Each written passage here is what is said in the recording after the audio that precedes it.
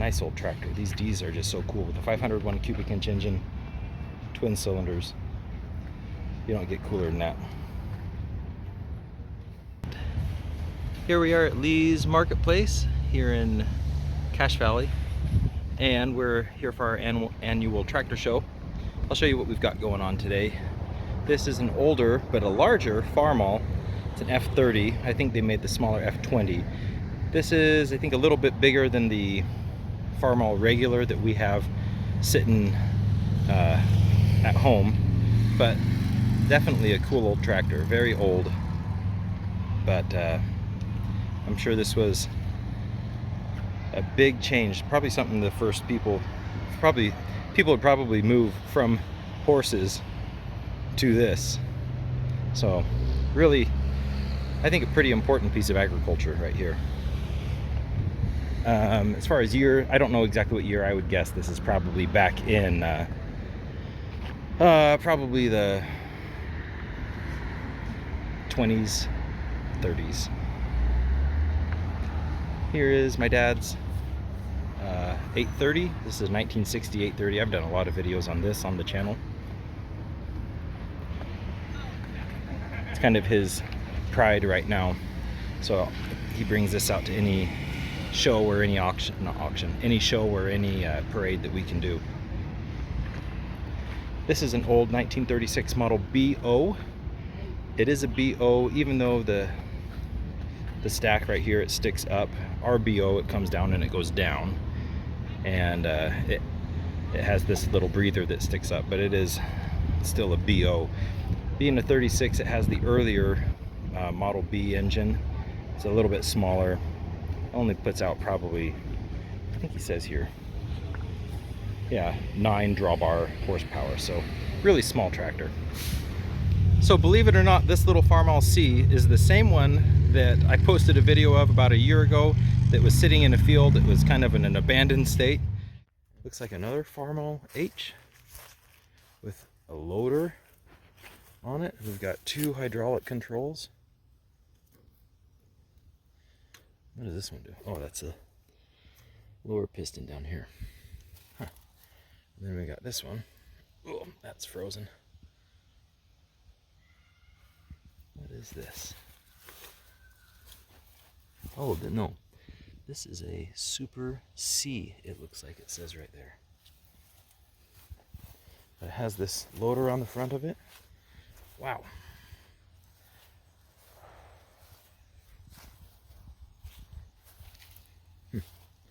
Little tractor. Looks like it's been converted to 12 volt. There's your little carburetor. I don't know where the serial number is on this. Oh, but it does. So I think this is the big hydraulic pump that International had. And then on the back of it, it has this 3-point hitch. Get up.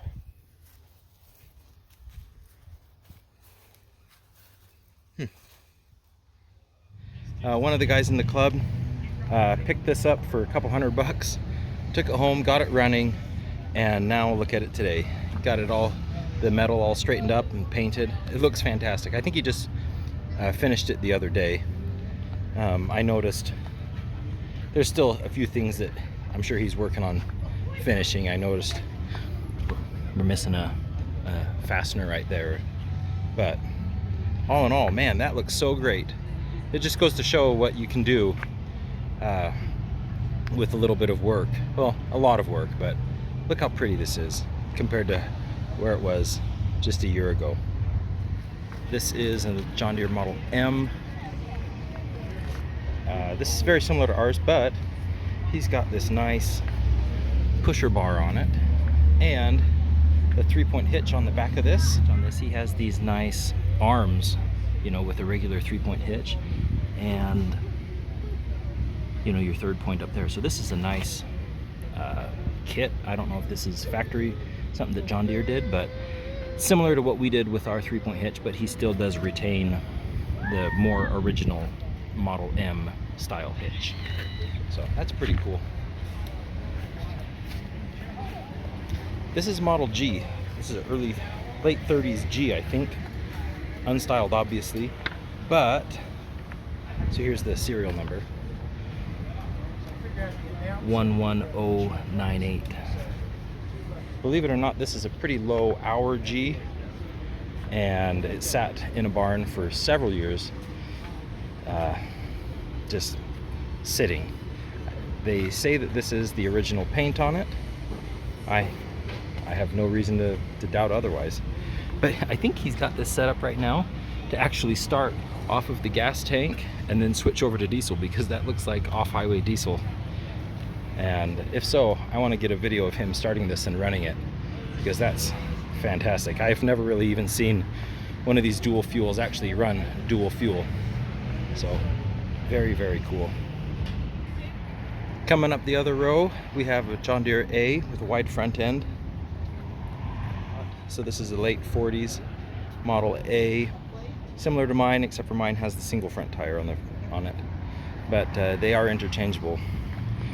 Just by swapping out, you can see that this is what they call a split pedestal, and so you can basically undo this, a couple of bolts here that attach the pedestal, and then also a couple of other bolts that attach the steering bracket right here, and you can swap out from a single front end, a single tire front end to a wide front end like this in just, well, probably about an hour or so. So very cool. These weights on the back are big and heavy. I have no idea what they're from, but adds quite a bit of weight to the back side of this tractor. So that's pretty cool. Next to it, this is a Fairbanks-Moore's single cylinder hit and miss engine. I do not know the size of this, but very cool tractor. It's got a little radiator up here. There's your single cylinder magneto. It'd be cool to get a video of this thing running, but there's your starting. Basically push that down, and once it fires, then this right here is kind of a release, so that then this crankshaft can spin freely and that doesn't break your arm off. But a very cool old engine. Here we go, right here, Fairbanks-Moore's 118, 350 to 700 RPM. Hard to read. I don't see a serial number, but really cool. Next to it, this is a 1942 Model D. Very similar to RD, but just looking at it, I already noticed some differences. Ours is a 48D, and this one has cast into the sides of the radiator the fan shroud, so that's really cool. And nice old tractor. These Ds are just so cool with the 501 cubic inch engine, twin cylinders. You don't get cooler than that. You can see the operator station here. This one just has a single small brake. Some of them had dual brakes. This one just has a small little belt brake. And you got 3 speeds, low, intermediate, and high with a reverse. There's your throttle. Throttle. There's your PTO. And of course, hand clutch. Really cool tractor.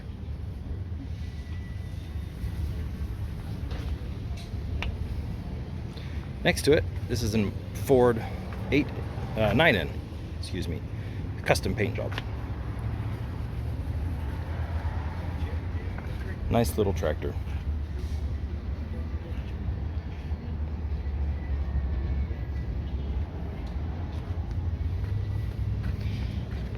We used to have a 9N. The thing I liked about it was that even though it was so old, it actually had a 3-point hitch on it, so you could actually do stuff with it with more modern style implements. And then here next to it is Model 50 with power steering. That's kind of when they first started doing the power steering on these, and it's on the front column right here.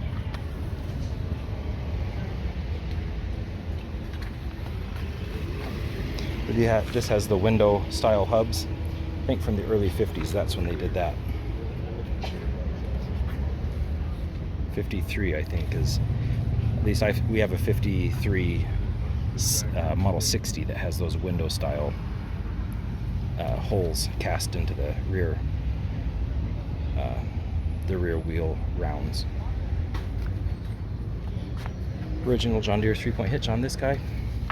This also has live clutch, or excuse me, live PTO, because it has a clutch built in down in there. Super nice. That was something that came out in the number series tractors. John Deere added that live PTO. This is Model C, Allis-Chalmers, next to a Model B. I think they're very similar. This one might be a little bit older, but two really cool old tractors. And then next to the bigger WD-45. Allis-Chalmers had their own snap coupler hitch design. Carried on for a little while, probably into the 50s, into the 60s maybe, but then everybody converted over to the Ferguson style 3-point hitch.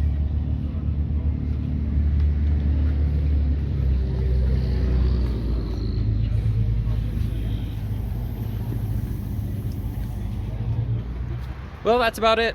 It's a nice warm day out here. We had a good showing of a bunch of guys from the club. Everybody's kind of heading out now. I'm gonna head back home, but appreciate you guys watching. I enjoy these videos, but most importantly, I think this is a video that kind of shows a lot of guys have old tractors. They don't know how to get involved or find other people that have old equipment like this. If you look at the Edge TA website, EDGE&TA, that's the Early Day Gas Engine and Tractor Association, Edge and TA. If you just go to their website, I'll put a link to it in the video down here. You can be able to find you know, your area. You should be able to reach out to one of the chapters and get involved, because really that's what this is. This is all just through our own club here in northern Utah. So yeah, reach out and join the club. If you're here in the northern Utah area, reach out to me and I can get you hooked up, and you can join the club here and come and be involved with all the stuff that we do. So we'll see you next week with another video. Okay, so I got a little bit more information on this Model C. The guy that picked this up, like I say, about a year ago, took it home, took the head off, and it didn't look too bad, so he ended up putting new rings in it and new bearings down below, and he says it starts up and runs just fine now.